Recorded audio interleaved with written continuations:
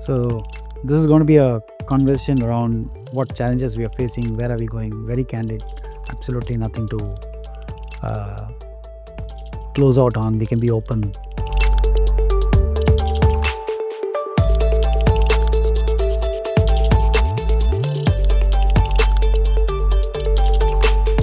Awesome. So Kaushik, I'm going to so we have two Kaushiks here. One is To confuse Kaushik everyone. Subramanian, who's the head of engineering.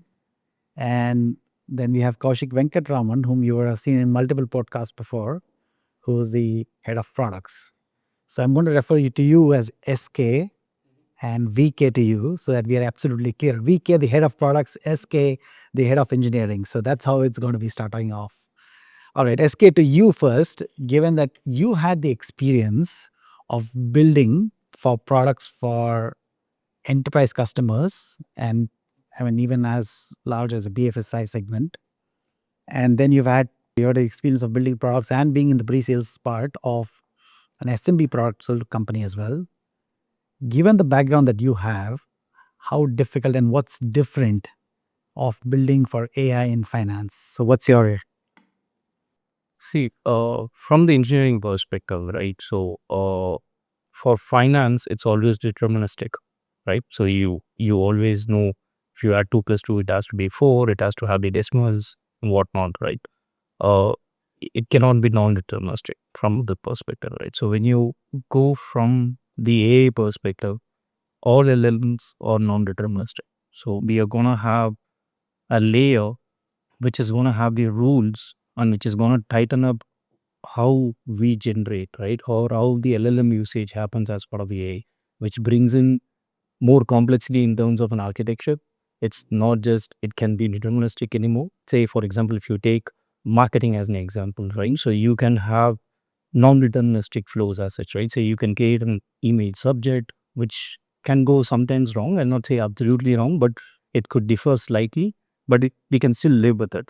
Like the more cries could be from the customer on probably a social media channel for you from that perspective. But in finance, by end of the day, it has to be really deterministic, right? From that perspective, because you're gonna have controls, you're gonna have audit issues if you go while away from the deterministic path as such. So that brings in extra complexity. You have to make sure your architecture is structured really well. You handle rules pretty well, and then you use LLMs where it is required in your workflows or in terms of other checks what you do from that perspective. So that's going to be a great challenge from the finance industry perspective. Arti, you've led conversations in with various customers, right, globally. When they hear AI in close, what are they worried about? And also, what is the expectation? I think the common worry that most of the customers have is more on control and explainability, whether they'll understand how the numbers are generated or whether they'll be able to defend it to the auditors. And even that kind of differs based on the size of the organization. Like, say, some of the early stage companies are more worried about whether they'll be able to catch any kind of wrong calculations that the AI throws up. In case of large enterprises, I think concerns are more around compliance, risks, governance, and all of it.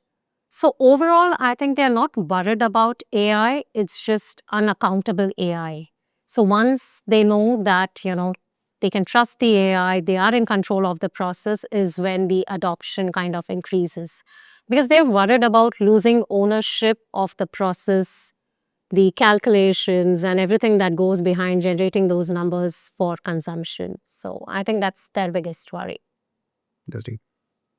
VK, I'm going to hit it off from both of these guys what they say. From a product standpoint, how are you thinking about it?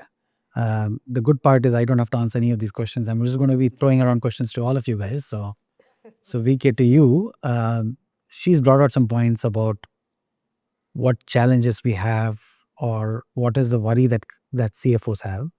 He's brought about the challenges that you have from being deterministic in some sense. So from a product standpoint, what are you thinking? I think, to tee off both of them in that sense, So I think Arti nailed it in terms of saying whatever that we give as a solution, from it, whether it's an AI agentic orchestration or it's automation agentic orchestration, I think the key lies in balance. The key lies in the blend. So in order to achieve the deterministic outcomes that SK spoke about, and to ensure or address concerns that CFOs might have on making our agents accountable for the outcomes that they throw for consumption, I think the balance of how we build a solution stack from a solutioning standpoint, that's where the key lies, or the secret recipe lies, if I were to say so, right? To bring in that balance on programmatic layers solving some part of the solution or some part of the agentic solution, and then have AI agents empower and lift and take off in terms of the kind of insights that we can give, where users can easily interpret, understand, and consume insights rather than having to look at numbers and form insights.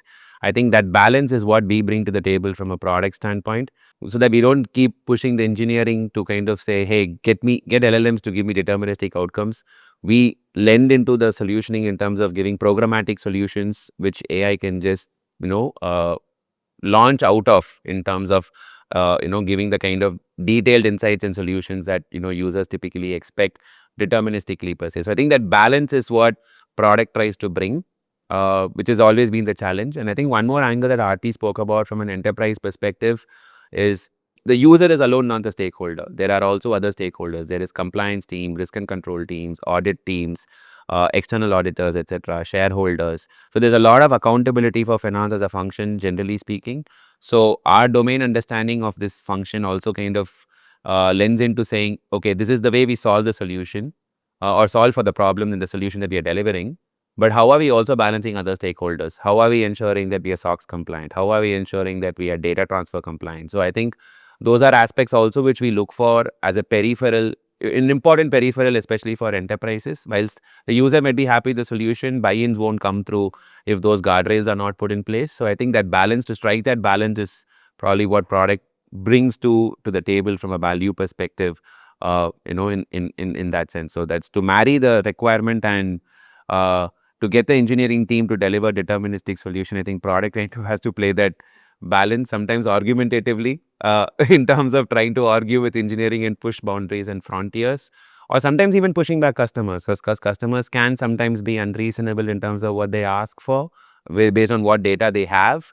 So I think that pushback, or to kind of balance it out, is probably typically the challenge that we see as part of the product that we need to keep solving for day in and day out.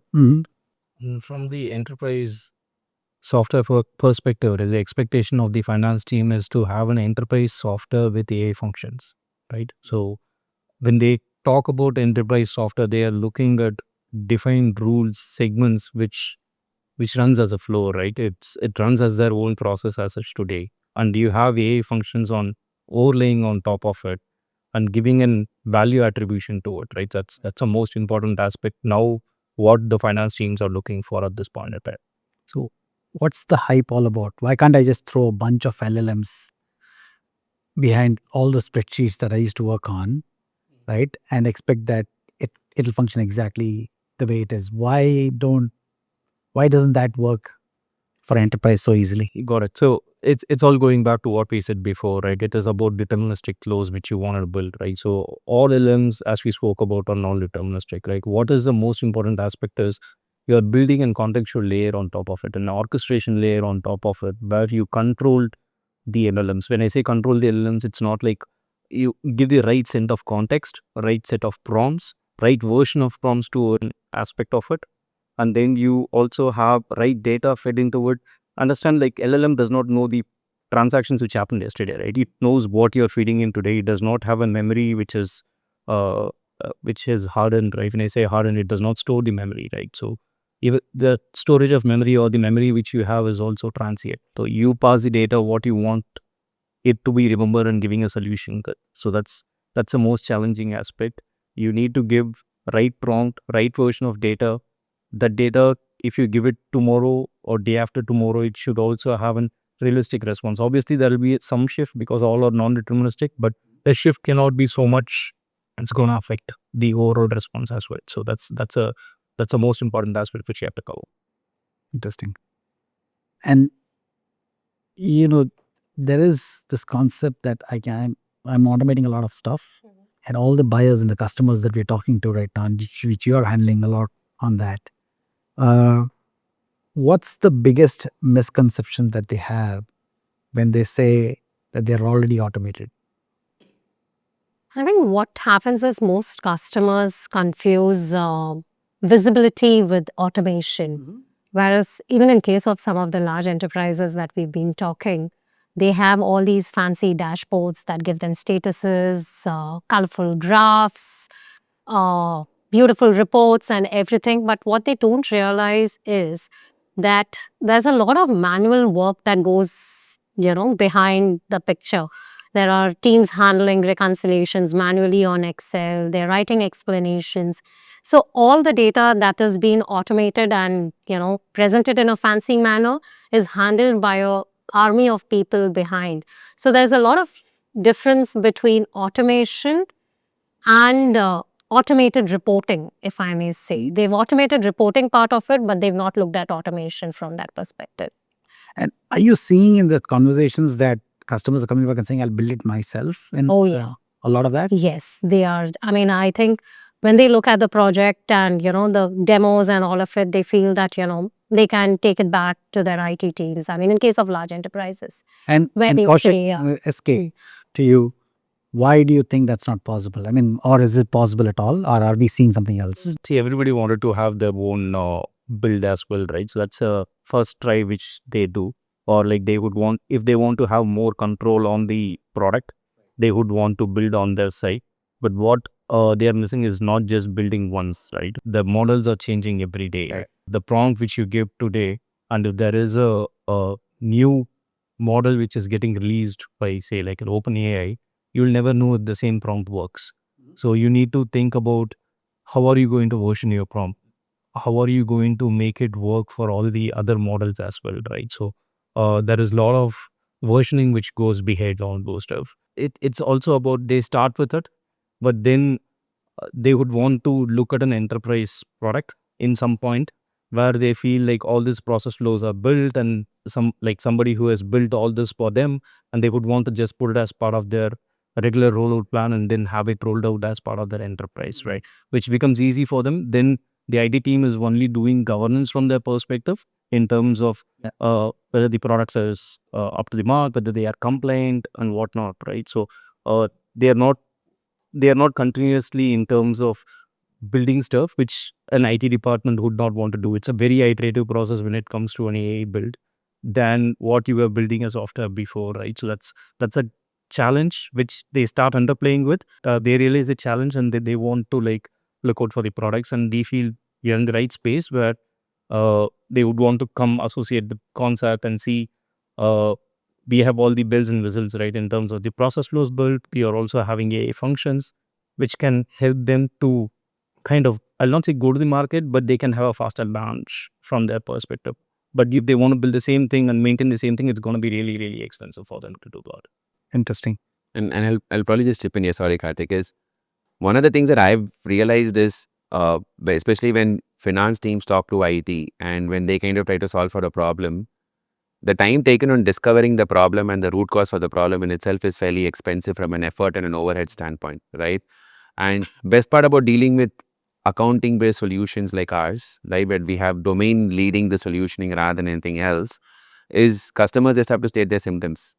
We know what the root cause is, and more often than not, we know what is the insight that they need in the form that they need to consume per se.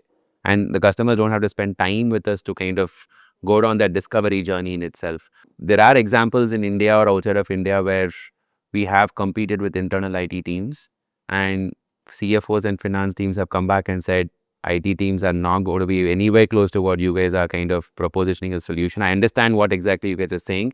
They're still trying to understand what I want. I think that is also a significant part in the domain depth that probably IT teams lack internally is also kind of playing out very loudly out there.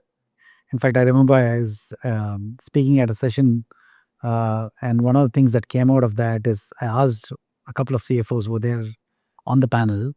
I said, the question that you have to ask yourself on day in and day out is that your core function, right? Is it part of your core operations? And if it's not part of your core operations, do you really want to spend your IT team's time in driving this, right? And I think the response there was, no, it's not part of my core function, but it's a very important function that I have.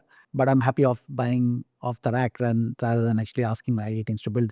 And that probably also comes from the fact of what you're saying, right? That it's a translation probably between functional requirements and the IT as well. So one more aspect to add to it, right? It's functional. It also it's a security, right? We are talking about a financial data here, so the security becomes paramount, right? So all the securities which you can bring in to make your system function at the top-notch level, right? So that's something which sometimes it's become difficult to achieve when you build it like in-house. You need to invest a lot of time on the security as well.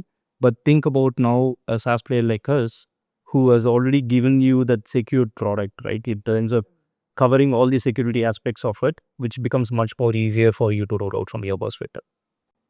interesting. Okay. We'll talk about what security that we are talking about in a short span, because I'm going to ask her a question first, and then I'll come back to you on the same topic. There is in all of the conversations that we are having right now with customers and everybody else, the one common factor that comes up is at some point of time, it's no longer about what feature it is. It's no longer about what your product does, but it's a question of about trust, right? So I don't know when it flips. But it does flip for almost in every conversation. Talk about that, and then we'll go back to SK and BK about how I does that think when we start off conversations, it's more on the product features, the standard demos, and all of it.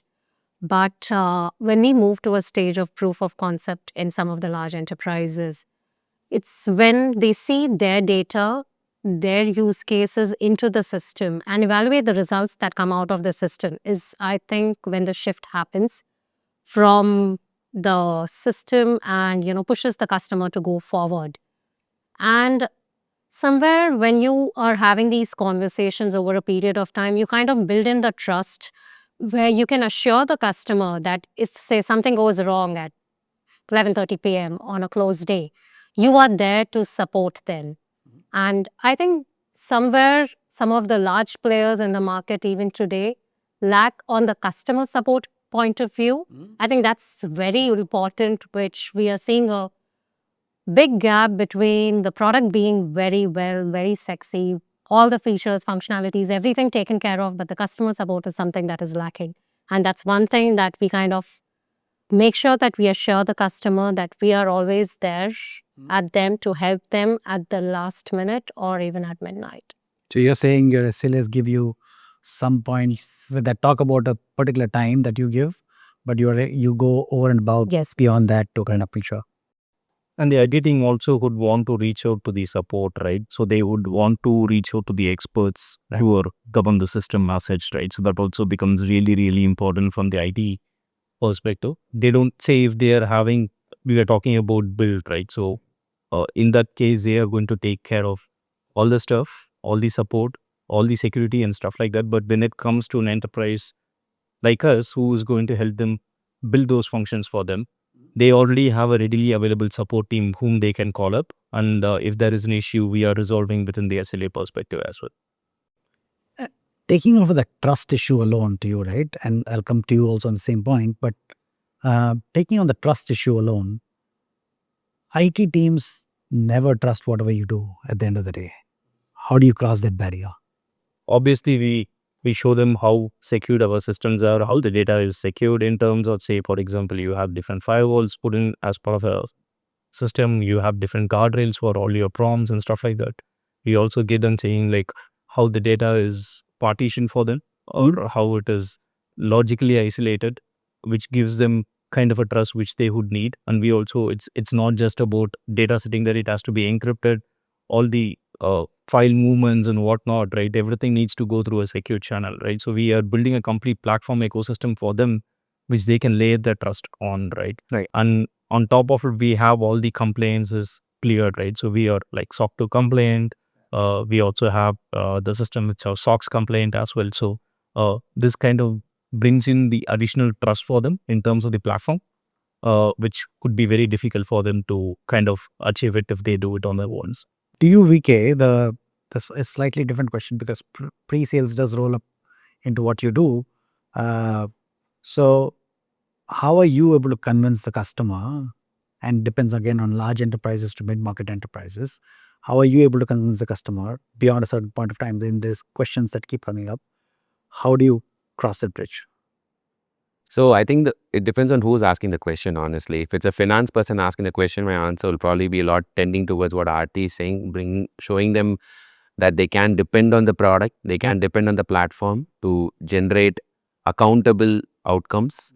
So that's more from a finance person to ensure that there's repeatability, there's accountability in whatever outcomes we are delivering as part of the solution to them.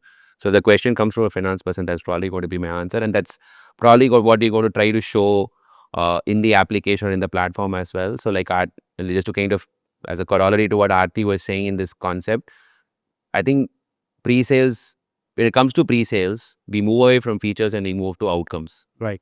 Right? We don't do feature selling. We are outcome selling.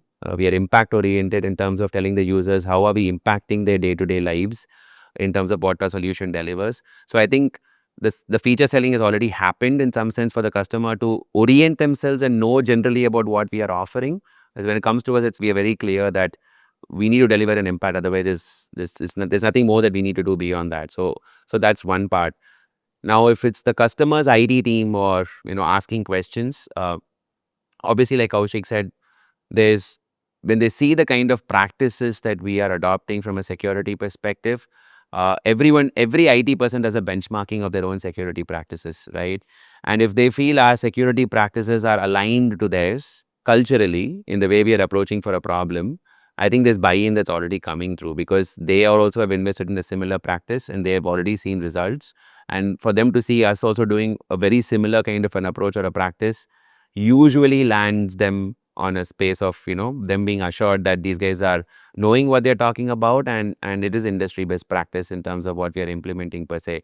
So from a pre-sale standpoint or from a product standpoint, when we talk stack, we try to project stacks in terms of how we are having the security layer on top of each solutioning per se in itself. And 9 out of 10 times, I guess, our conversations land rightly because we've very rarely got pushbacks from IT saying that these guys are falling short in terms of what we expect from an enterprise grade security standpoint. So talking the language, walking the language, walking the talk, or rather talking the language, walking the talk, and putting money where our mouth is in terms of security is probably the three pillars I would say that IT teams really look at and depend on for them to kind of give buy-in to finance. And in all the conversations, I'm very happy you guys didn't bring it up because that's the trump card that we finally play with large enterprises is the PaaS offering that we have as an option, right? Where we have the ability to give this entire solution not in a SaaS offering but a PaaS offering as well. So I think that's also the 1 on 10 which we don't like to miss is also gets the benefit of that. So yeah, definitely. I mean, large enterprises where financially sensitive information is there residing in our systems, especially large enterprises which have been hacked in the past, I think they'll obviously be more concerned on data going out of their ecosystem. So PaaS offerings becomes essential to serve those customers. And that's probably one of the things that, I keep pulling your leg for saying we started off in a certain place and then look the kind of flexibility that we bring to the table from a solutioning perspective. We try to convince customers saying federated, on a SaaS, obviously, SaaS as a PaaS has a commercial impact to customers in terms of total cost to ownership. So ROIs on total cost to ownership between SaaS and PaaS is probably what we need to demonstrate to customers. And then they take an informed choice of how they want to go about it per se in itself. But the good part is we've done both for a fair amount of time now. Yeah. And we've delivered on both those environments for a fair amount of time. So we understand what it takes to set up PaaS environments very quickly. So I think that's also one of the fortes that we bring to the table, agility and speed at which we can deliver solutions. And being consistent as well, right? Yes. The passions are it. and as a follow-up of all of this is as the engineering head, you need to somewhere balance speed, control. And in the era of AI, it's even more important. What's the few things that you're doing to kind of do that? So if you look at speed, right? So we have two different methodologies is what I'll put it in that sense. So where the speed is what we are looking at in terms of advisory. Say for example, if there are requirements where you wanted to help the user who is already there on the channel, right? Say for example, if he wants to generate a commentary or if he wants to look at the policy documents which are available as part of his inventory, right? where the speed plays a major role, and it predominantly driven by UX, right, where the user experience comes into. Where your control comes in is where you go from an advisory to an authoritative place, right? So you need to have controls where you want to post a transaction. It's not governed by speed, it's governed by accuracy. What you do, what is the transaction which you're posting is right? Is it accurate? Is it linked to the right GLs? Is it linked to the right transactions? So all those comes as part of your kind of authoritative mode where control plays a major role than the speed. So that's how we kind of take an action and then go forward on that from our perspective. See, as we use LLM models more and more, right, and the more the AI functions we wrote, we need to have some process principles in place for us to see how we roll out a feature. How secured are we in terms of rolling out a feature into the market, right, or to a customer? So there are different functions to it. Like say, for example, you need to have a safety filters, you need to have encryptions, you need to make sure you are sending right data and right data at right when I say right quantity, are you sending enough data which a model can use to generate a response for you? You're not sending like a lot of data where the model can start hallucinating, and you should also be in a position where you make sure you're encrypting the like taking away the PAA data out of it. So you need to have a lot of filters in place for you to do all those steps. So you also need to have a safety net in terms of prompt injections and whatnot to avoid, right, from your perspective. So you put in all those guardrails in place, which kinds of comes to a responsible AI framework, right? It's what we are talking about to the outside world, and we feel that is more important when we grow more, because uh, there were days where the internet was there and like people were like going through and spoofing attacks and whatnot, right? So now everything is going and leaning towards an agentic browsers and whatnot, right? So it's going to be more of prompt attacks, which you might see in future as well, or it's already happening, what we see in day to day, right? So how do you kind of safeguard yourself, build something which is strong, which is also really ready for you to scale up? It's something which we are really proud of building what we are going to do. Interesting. Arti, again, coming back to you, we our product vision overall is building that AI operating system for the office of CFO. And we are saying we're sitting on top of ERPs. There's this conversation of should I replace the ERP or should I have tools that sit on top of the ERP to do what needs to be done?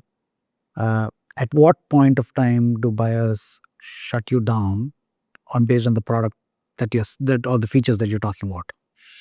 See, the moment we tell them that we are sitting on top of their ARP, it kind of eases their fear, because they don't want to go through a large implementation cycle or relive the nightmares that they've had while implementing an ERP. So they are convinced to some extent that their ERP is still their single source of truth, and we would be adding a layer or drawing the data out from the ERP and working and running those processes, bringing out efficiencies and all of it over and above the ERP data. So that kind of calms the nerves down. They don't have to go through the whole process again. So I think that kind of helps, when we sit on top of ERP and we don't push them to kind of change their source data or the data that's been coming out of the system. So I think that kind of works. So your pitch to them is that ERP is your system of record. Yes. And you are the system of execution. Is that the right way to put it? Yes. We'll draw data out from your ERP. We'll work with it. You don't have to change anything from your end. We'll take care of execution. Interesting. Okay. This is a question mainly to you, but I'm going to get him in as well. And you can chime in on that. We have all of these statements that are coming in from Anthropic's founder, the Node.js founder, that humans will not code anymore. They'll only be the editors of code. And in 6 months, 12 months, you're hearing the Anthropic founder say that no longer humans will code again. So what's your take? I mean, so do I really need a team under you, or can I say, let's shut it down? See, okay, I'll give you my perspective And see, there has always been an evolution which has happened, right? So if you take 5 years back or 10 years back, right, before we had all the scope edits and whatnot, right? So if the developer faces an issue, what he does is he goes to Google, he goes to Stack Overflow, he figures out what he wants, and then comes back to his editor and he starts continuing his work, right? Now the Copilot within his ID has become a helpful tool for, right? So he's not getting distracted by going to different places. He's within the IDE where he kind of gives his problem, he probably gets a solution as well, right? The second part to it is like today, if you look at it, if the developers are not evolved, I guess they should, is what I see. I guess most of the developers are using AI models now for the code generation, which is nothing but syntax generations, right? So which is what it is. What's the most important aspect is the developers now are evolving, not being just copy pasting stuff. They have to understand, they have to provide the right intent to the model. They should also see what the output which is coming from the model. It could be code generations which are coming out. Is it adhering to your standards which you have? It's probably giving you the positive flows, but you also look after the negative flows as well, right? So you have to give the right intent to the model, saying like, hey, I want more proven code or like more flows to it and whatnot, right? So now I feel they are not just the editors. Now their role is slightly elevated. They become the guards in terms of understanding what's coming out, whether it is right, whether it can be used. Is there going to be a trouble? Is there going to be a leak? Is there going to be an surface attack which might come in because of this particular code which I'm getting into the system?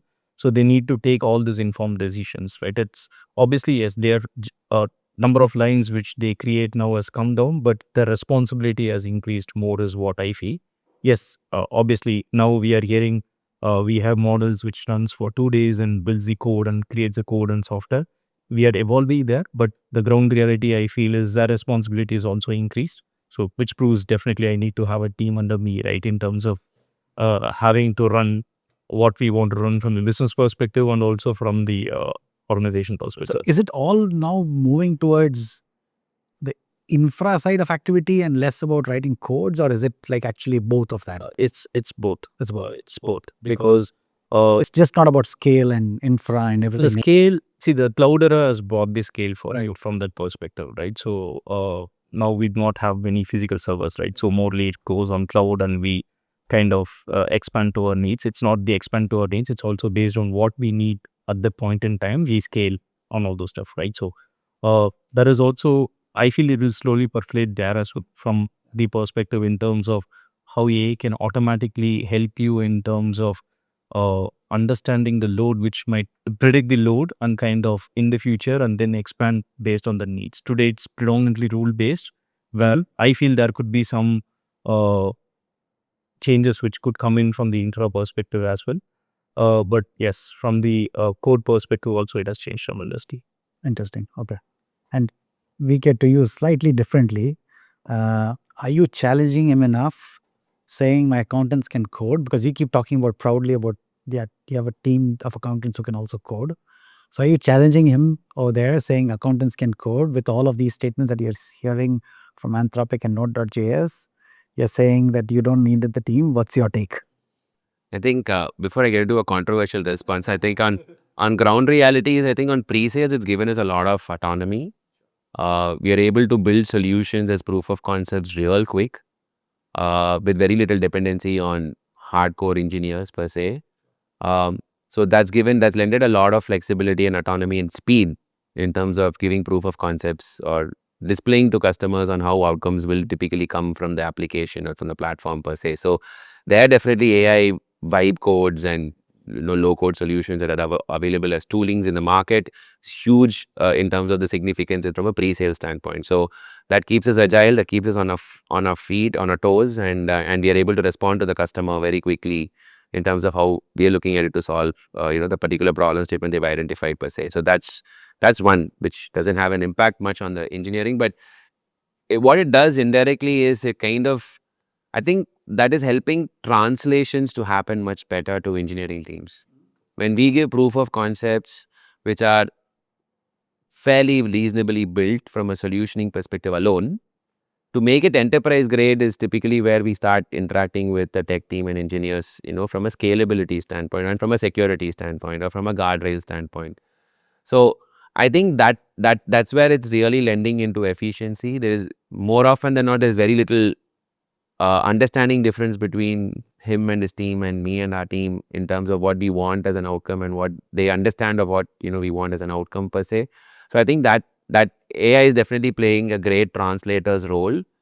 They have a starting base code to look at. The translation has almost happened to an extent where a tech team would want to look at it from their perspective, right? So that's a great thing which has aided and which has worked out really well between us in terms of teams communication or in terms of how you can build that feature faster. It also gives up a real ground forward, right? Saying like, oh, there is something which is being attributed as part of the POC and we already have a build. So what we have to come in to do is like harden it more, secure it more, scale it more from that perspective. So that's the most important aspect which we take it forward from there, from the PCST. But then one more thing is that on AI coding, which the LLMs are claiming today, I think there's definitely some fair amount of merit to it. I think even the code that we are shipping to Git in terms of features, etc., has significantly gone towards AI generating a predominant part of it. Yeah. So there is a fair amount of merit in what these models claim, even though it could be a marketing posturing as well to a fair extent the way I see it. I think the challenge for developers is to understand domain more. Yeah. And the challenge for domain guys is to understand tech more. And I think AI is helping us move faster in that direction. I mean, since Kaushik has joined us, he knows debit, credit, trial balance, GL, subledger, etc. So he's talking an accountant's language, which probably a lot of his counterparts will be shocked at listening to him right now. So I think it's not just accountants who know to code, it's also engineers who are starting to know accounting as well. So I think that's the beautiful blend that AI has allowed us to get into, which probably would not have been the case 2-3 years back. So somewhere down the line, you guys agree AI won't cut jobs. It'll actually enable a lot more. So I reserve my comments on that. Proposition. But yeah, see, there is also a glass in between, right? So we talk about new code generation, right? So where the adoption might be really, really more. And when you want to understand your existing repo and build code for that particular repo needs, it's also scaling up. The Git came up with something called as memory recently, right? So which kind of iteratively understands your Git repo and starts suggesting code for it as well. So that's also evolving. But what I feel is generating new code is much easier, much faster. But if you have an existing code base and if you're introducing new features on top of it, still the generations happen, but not to a level where you want to build a new feature or a new code to that. cutting out all the noise, Arti, to you, because all you care about is the customer converting, right? So what's that kind of proof that actually converts an enterprise customer? What's the tipping point in your opinion? See, in case of enterprise customer, I mean, obviously the first foot in the door is a very good demo. And most of the vendors have awesome demo environments, product videos and everything that they have. But I think where it is more important is when they see their data into the system, their unique use cases, how they transpire and the kind of results that they get out of the system. And when they see that they can relate to the outcome that comes out of the system and it matches to what they are doing today, but obviously much faster in a more efficient way, is when they take the next step forward. And with respect to large enterprises, it's not only about the results and the efficiency we can bring on board. I think the biggest challenge, like Kaushik earlier mentioned, is getting past their security compliance audit. I mean, those guardrails are very important. Even if they have the data or the system that gives them the data and the solution, it has to match the requirements that the security and the IT team puts you through. Now, so if you have an control first platform, a system that has all the guardrails in place and can bring about efficiency and speed up your process, then you've built an product for enterprise companies around the world. Interesting. I think one part that I feel we are missing or we don't sometimes give cognitive value to it is every customer who talks to us also knows that we are accountants. Right. Yeah. Right? I mean, we don't say that out loud in very obvious ways when we're talking to customers and having conversations. But when we speak their language, when we speak their domain, when we speak their problem, the assurance that they get that these guys understand me truly, these guys know what they're talking about because they're heralding from domain. I mean, a lot of Arti's team members in customer conversations or sales are still accountants who are driving those conversations. We don't have True. hardcore sales guy, doing, these knocking the door and driving these conversations. So the moment a customer comes onto a conversation, they see an array of accountants who's probably, Arti is an accountant who's probably doing more sales and a convincing kind of a role. Kaushik is an accountant who's probably doing a more pre-sales or, solutioning kind of a role. So it's all accountants Sure. as personas, right? And I think that for large enterprises matter, Interesting. right? We don't say that out loud, nor do they say that out loud. But when they shake their heads or nod their heads at the end of a conversation, and when you see resonation in what you've said and what they've understood, I think we take it for granted because we're accountants, naturally speaking. But I think that plays a huge role in especially enterprise kind of conversations, because they really know, okay, these guys have come from this place, they know our problems, and the solution that they're giving is not just for me. I don't have to make much of an effort to convince my IT, convince my compliance, because these guys have already thought about it. So, and that's a feedback that we've got even from the couple of enterprises that we've done, saying, you made my life easier to convince my IT team. And in fact, a lot of times, I'll stick my neck out and say that we've advised the customer's finance team on to how to handle compliance and IT teams, right? We've taken that one step further to go hand in glove with them and say, hey, this is how you should posture, and maybe you'll get the conviction. We've got a 100% hit rate on the postures that we've advised, from a solutioning perspective to customers. So I think that is something which is a value proposition from a customer's experience standpoint in terms of talking to us. And Arti, coming back to you again, one more point is with the customers' conversations again. Kaushik and I keep talking about autonomous execution, making sure the system is totally autonomous. This is what we believe our product does, right? Which I think it truly does. True. But at what stage do you know a customer is ready for an autonomous execution platform? I mean, rather than just a automation platform.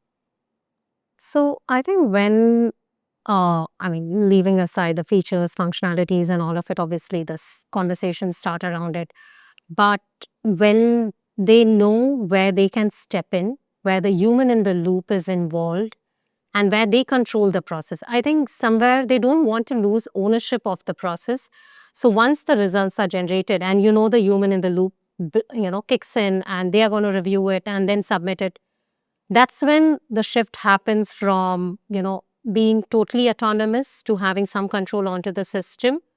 They move from asking questions around the features, functionalities, to understanding what are the risks, where do they need to intervene, where are the checks that they need to kind of, keep an eye out on, is when I think gives them more control into the system, and it moves completely from being autonomous, from being automated to moving into autonomy in operations. I feel that's where it kind of moves. Okay. And Kaushik, from a customer standpoint, what's the limit of autonomy that you can think about? Limit or non-limit? Is there a limit at all? So let's put it that way. The answer to this will be basically based on the pecking order that every CFO defines for himself or herself, right? Critical decisions which are business impacting, which have a pervasive impact on the business, will probably still have a fair amount of human in the loop. They wouldn't want autonomy there. Grunt work, which probably a CFO expects as part of a hygiene, right? Which he expects or she expects out of their teams, will probably is where autonomy is, going to be full-fledged. It could be zero click as well. Right. So I think broadly you can categorize where autonomy is going to have an impact. I think it will be sky is the limit, or if not, beyond that as well. There's no limit in terms of how autonomous we can get for grunt-related tasks, Right. which is more hygiene-oriented, saying, hey, does this balance tie out with A? Does A balance tie out with B? Are transactions coming in the billing system also appearing in my state of record, GRP? I think CFOs and controllers don't really want to talk that language. They want to move away from it. That's not value additive. That's not business partnering for them. So I think that's where they expect full autonomy. Even I think they're also okay. We've had some customer conversations, even as we speak now, where they're saying, hey, from data ingestion to approving that outcome, can the whole thing be without a human in the loop, right? Because it could be for something very critical from a hygiene standpoint, but trivial from a business impact standpoint. So I think broadly, I would say for hygiene related tasks, it is going to be zero click is what we should be looking at or what we are aiming for per se. But there is business impacting per se. I think there you will see a significant human in the loop as a function coming into picture from a process standpoint. That's interesting. Kaushik, I think we should relook at our product vision maybe a bit more. I think we're limiting ourselves. All right. Maybe one or two more questions, but fundamental aspect that we are trying to address as part of all of this is the canonical data layer that we have spoken about many times internally, right? There's this huge conversation that's going around context graphs. Then there is huge conversation that's going around saying it's palantirization of everything. And SQL is passe. You cannot rely on agents doing data from SQL itself. I mean, on SQL queries and throughputs. And there's this whole new concept of ontology that is coming in, and learning ontologies that are coming up and all of this. For a finance user, right, without leaving out all the jargons that I just put out there, can we simplify and actually tell what can really happen in this? I'll probably start from a finance perspective and I'll probably leave it to him to talk on the technicalities of data standpoint. I think from a finance perspective, the question is pretty simple. How dependable are you? How repeatable are you? And for whatever outcomes you're giving, how accountable are you? Right? And as long as we keep these three as our four running pillars for anything that we do from a technology side to be able to lend into this as an outcome or as a set of attributes that we can give to the outcome, I think the finance teams and CFO orgs are fairly satisfied, right? I don't think they're expecting anything more fancy in terms of outcomes at least, right? But like Arti said, under the hood, there's a lot of work that is required from a data standpoint. And I think as accountants, where we would play a role for finance community, and this is again for finance community to understand, is we probably understand which part of data sets that they have will have a business and accounting impact per se, right? So building in that relatability between data sets, building in those relationships between, different data sources, identifying which are the critical ones or data facets which need to be served for the finance community or the CFO organ itself. I think that is where our understanding and domain will play a critical role in solutioning for the data layer in itself or unifying the data layer in itself. So I think that's without that domain understanding, any unification process is going to probably just be a theoretical exercise. It's not going to lend itself into a practical outcome which we can go to the market with in a very confident manner at scale. So that's, I think that part is what accountants will play a role, because we feel we understand data sets pretty good. Commercial aspects of the data sets, like a simple purchase order has a commercial aspect, has a business operations aspect, and has a accounting aspect, right?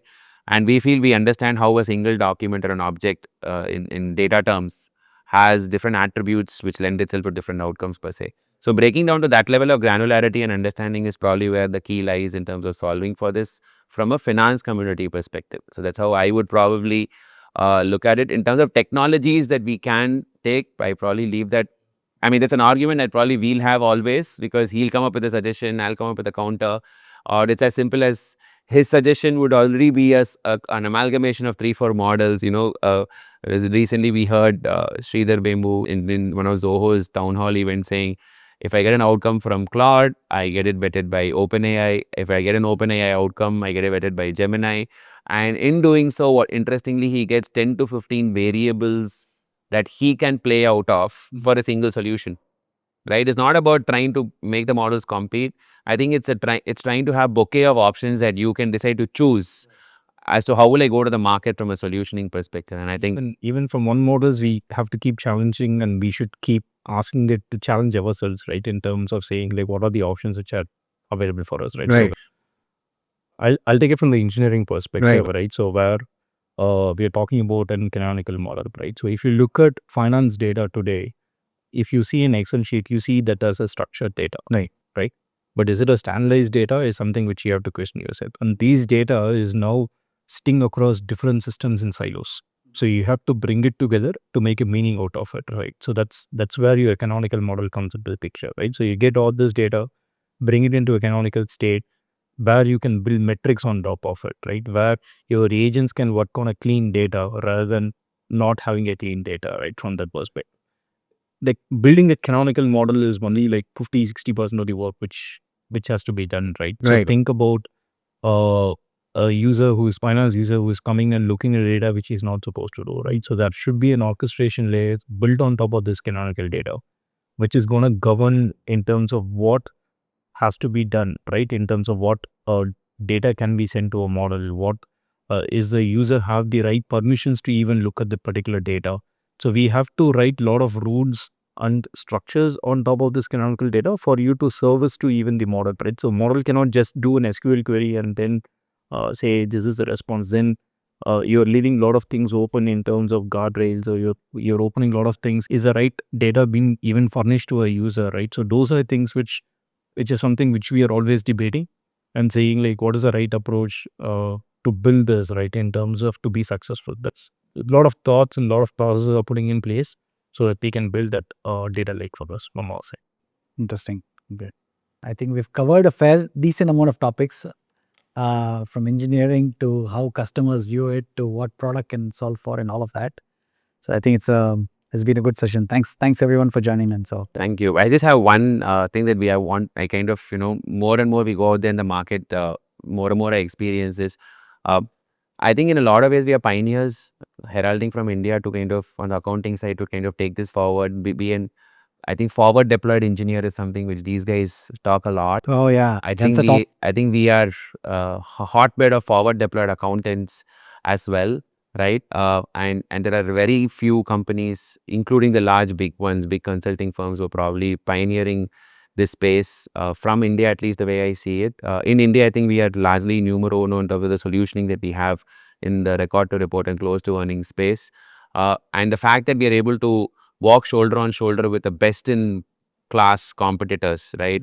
Whether it's the black lines, the flowcast, the numerics, or the trintex, whoever, the really good everyone has their own strong areas and competencies, but the fact that we're able to walk shoulders and arms with them, compete with them on fair terms, and allow customers to look at us as well or give us a seat at the table, I think is quite exciting. It's quite fun. And I think thanks to all of you guys to make this happen for all of us. I always have fun when I kind of have customer conversations, but I think that's something which we should give ourselves a pat for, to have taken that risk at this stage and to be able to reach for the stars in terms of what we should be looking at or aiming for, and make a killing out of it for the entire accounting community. I think that's how that's how I would look at it, in terms of what we are here for from a mission standpoint. Awesome. Great.